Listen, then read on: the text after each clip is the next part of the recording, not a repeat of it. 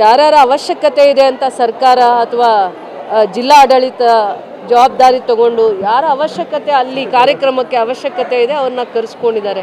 ಯಾರ ಅವಶ್ಯಕತೆ ಇದೆ ಇಲ್ಲ ಅನ್ನೋವಂಥದ್ದನ್ನು ಆಲೋಚನೆ ಮಾಡಿ ಅವರು ಎಲ್ಲರನ್ನೂ ಕಾರ್ಯಕ್ರಮ DC ಅವರಿಂದ ಯಾವುದೇ ಆಹ್ವಾನ ಇರಲಿಲ್ಲ.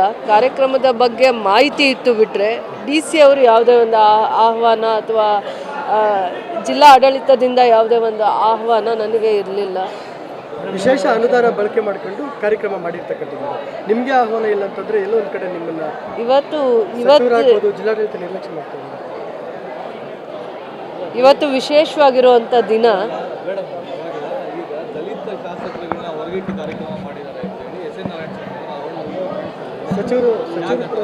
ಸರ್ಕಾರ ಅಂದರೆ ಎಲ್ಲರ ಆಶೀರ್ವಾದದಿಂದ ಸರ್ಕಾರ ಒಂದು ಜವಾಬ್ದಾರಿ ಸ್ಥಾನದಲ್ಲಿರುತ್ತೆ. ಅವರು ಇವರು ಅಂತ ಭೇದ ಭಾವ ಇಲ್ಲದೆ ಒಂದು ಸರ್ಕಾರ ಜವಾಬ್ದಾರಿ ಸ್ಥಾನಕ್ಕೆ ಬರಲಿಕ್ಕೆ ಅವ್ರದ್ದೇ ಆದ ಒಂದು ಸೇವೆ ಇರುತ್ತೆ. ಅದನ್ನು ತಿಳ್ಕೊಂಡು ಜವಾಬ್ದಾರಿ ಸ್ಥಾನದಲ್ಲಿರುವಂಥವ್ರು ಯಾವುದೇ ಕಾರ್ಯಕ್ರಮದ ಜವಾಬ್ದಾರಿಯನ್ನು ಹೊತ್ತಿರುವಂಥ ಜಿಲ್ಲಾ ಆಡಳಿತ ಇರ್ಬೋದು, ಅವ್ರಿಗೆ ಆದ ಒಂದು ಜವಾಬ್ದಾರಿ ಇರುತ್ತೆ. ಎಲ್ಲರನ್ನೂ ವಿಶ್ವಾಸಕ್ಕೆ ತಗೊಂಡು ಒಂದು ಕಾರ್ಯಕ್ರಮನ ಯಶಸ್ವಿ ಮಾಡಬೇಕಾಗಿತ್ತು. ಅವ್ರ ಜವಾಬ್ದಾರಿ ಕೂಡ ಆಗಿತ್ತು.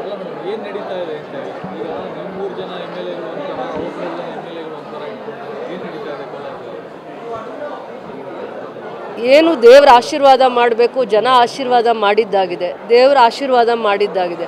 ಅದನ್ನು ಯಾರು ಏನು ಬದಲಾವಣೆ ಮಾಡಲಿಕ್ಕಾಗಲ್ಲ.